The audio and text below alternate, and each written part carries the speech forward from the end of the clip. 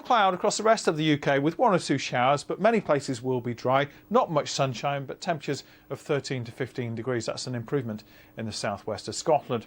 On Thursday, we see a change for central and eastern England, some drier air coming in from the near continent, and that means some sunshine for many other parts of the UK. We're going to hang on to a lot of cloud, and there will be 1 or 2 showers, and still those temperatures are a little disappointing.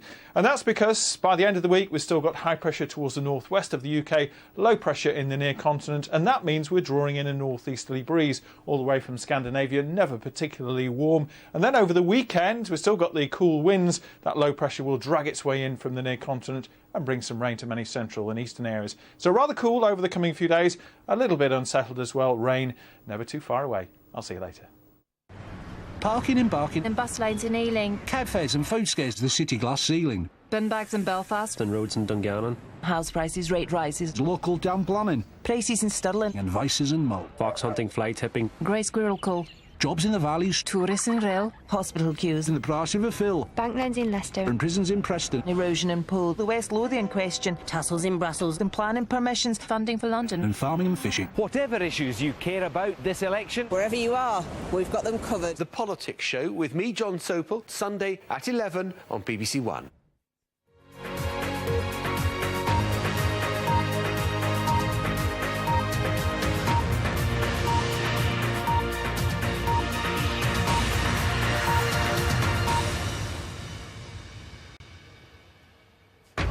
The final 36-hour dash, the party leaders spread out over the length and breadth of Britain. See you in 36 hours? Yes. Or a bit more? David Cameron sets out for an all-night marathon. Gordon Brown won't be back in Downing Street till Friday. And Nick Clegg says he wants to change Britain for good. All three now go head-to-head. I'm here to defend our public services and fight for the future. We're fighting to be the government of our country, all of it. I want you to vote with your heart, with your best instincts. They say it's a straight three-way fight, but Labour ministers want tactical voting to make it Cameron versus Brown and Clegg. Also on tonight's programme, US authorities searched the home of a Pakistani-born terror suspect accused of trying to bomb Times Square. There are those who would attack our citizens and who would slaughter innocent men, women and children in pursuit of their murderous agenda. Trouble on the streets of Greece. Fears that economic turmoil there could be spreading to markets here. Later in the hour, I'll have all the sport, including It's Not All As It Seems at Anfield. Liverpool boss Rafa Benitez has cancelled 2 meetings with the club chairman in 3 weeks.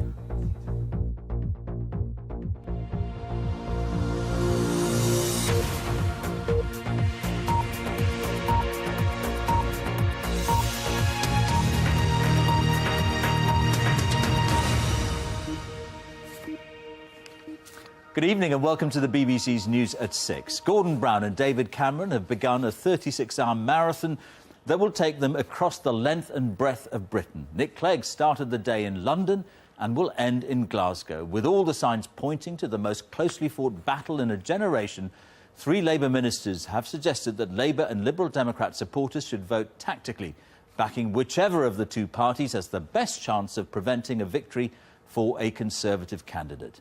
Our Deputy Political Editor James Landale reports. They want you to vote for them. That's how elections work.